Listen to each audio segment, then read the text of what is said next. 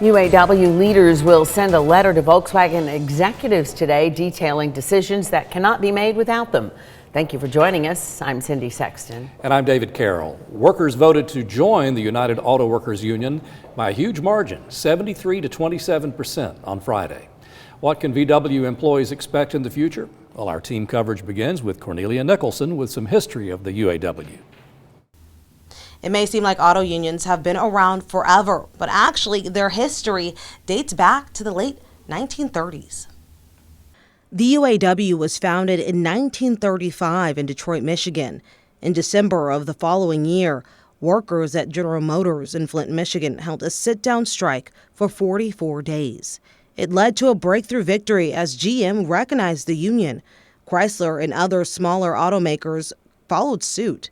By mid-1937, the union had 150,000 members and was spreading through Ohio, Indiana, and Illinois. Fast forward to 1941. The union gained momentum after battling Ford Motors for years. The company was forced to recognize the union, bringing another 100,000 members to the UAW. Moving down to the South, Charlize Bozello with the Center for Union Facts says the UAW first tried to unionize the Volkswagen plant in Chattanooga in 2014 and lost. The same happened in 2019. I think historically the union has not had success at this plant, and they have not had success in the South. They certainly face an uphill battle. The Chattanooga plant, which produces Volkswagen's Atlas SUV and the ID.4 electric SUV, is the only Volkswagen plant in the world without worker representation.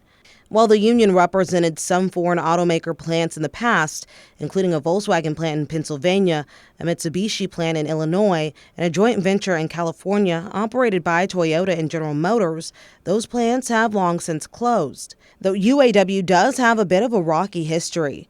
After a 4-year investigation, the FBI found several UAW officials were embezzling union member dues.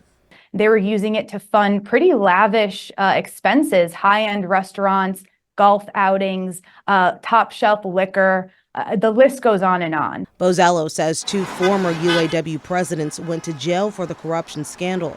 This led to the union being able to directly elect new leadership. So we ended up with Shawn Fain at the helm of the union, and he and his slate really ran on a no corruption platform. You know, he was going to fix the union, fix this bad reputation. Coming off a historic strike against the big 3 automakers in Detroit and winning last fall, the UAW launched a $40 million campaign to appeal to workers at non-union auto factories, particularly those in the South. The Volkswagen plant was the first to hold an election.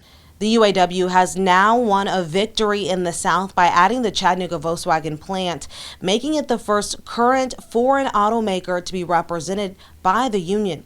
Now all eyes are turning to employees in Alabama at the Mercedes plant, as they will be voting to form their own union in less than a month. Of course, we'll keep you updated with all those details on air and online. In studio, Cornelia Nicholson, Local 3 News.